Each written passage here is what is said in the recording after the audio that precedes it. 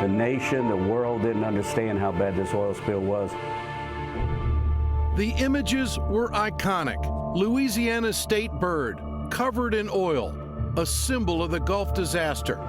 P.J. Hahn was there to document it. The media, we would get out there before the workers would get out there, and once they started seeing these poor birds covered in oil, gasping for air, and those pictures came back, we said, yeah, we're going to get some help. Authorities did not want the media to see that, did they? They absolutely didn't want us to see that, and as an amateur photographer, so to speak, I was out there photographing, taking photographs, and I had a lot of the media with me. And we happened to catch some birds in oil that were trapped in the oil, covered in oil.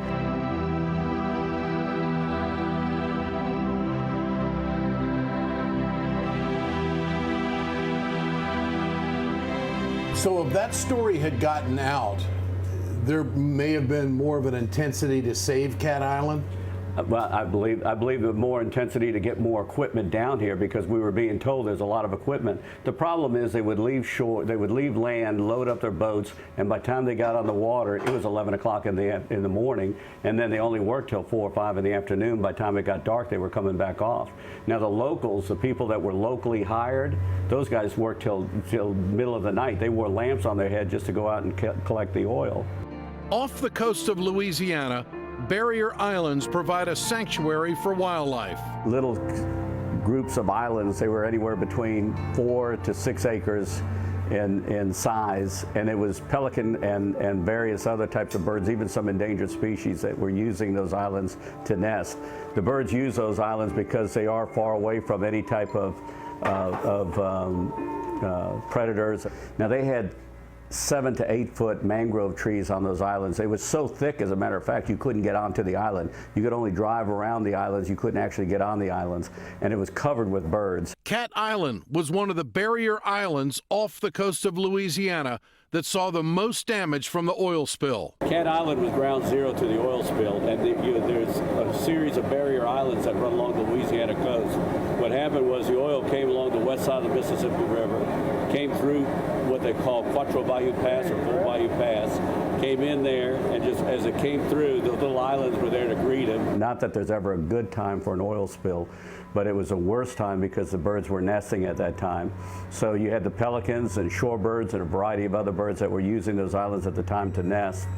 And unfortunately, the oil was coming in so thick that as it covered the mangroves, it would kill the mangrove trees and the other vegetation that were on those islands. When the root system dies of any plants out here in the Gulf, what happens is the land starts to fall apart. There's nothing to keep the root system. Sure, keep those lands and then the erosion takes place. Then that constant wave action and erosion from different storms or just a natural wind and wave action that's hitting these islands start to break them apart. Can you believe what you're looking at right now? I'm shocked. I mean, it's really gut-wrenching. This is all that's left of Cat Island. This is it. This is it. This is it. Right off these islands, when you get into shallow water and the prop starts to run aground a little bit, it kicks up the ground, and this is what comes to the surface. And you can actually smell the oil. It's literally amazing.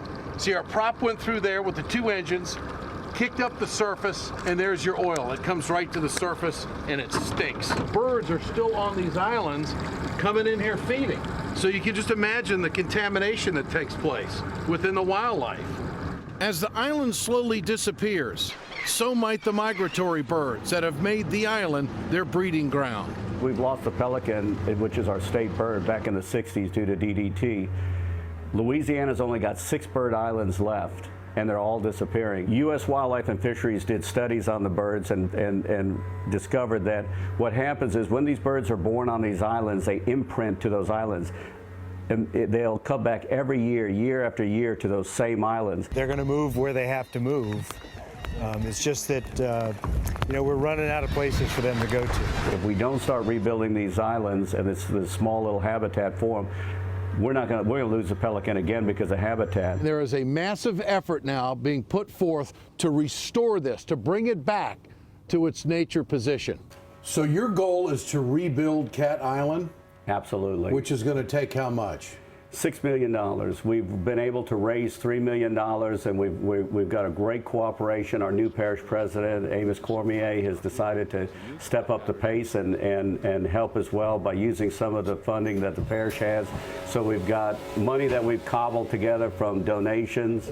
I know we can bring it back. We got to bring it back. I mean, the birds are depending on this thing. It's going to be a beautiful bird sanctuary once it gets completed. And they're getting support from some unlikely sources. Shell Oil put up $1 million to help us rebuild this island. So they're not all bad. You know, they're not all bad players. This actually at one time belonged to Apache Oil, and Apache Oil approached them to donate it to the parish, and they did. What has BP done to restore it? Nothing. Nothing. No. Not a dime. We set Not a out dime for Cat Island. Not a dime. It's a shame that we have to pay for something we had no responsibility of committing.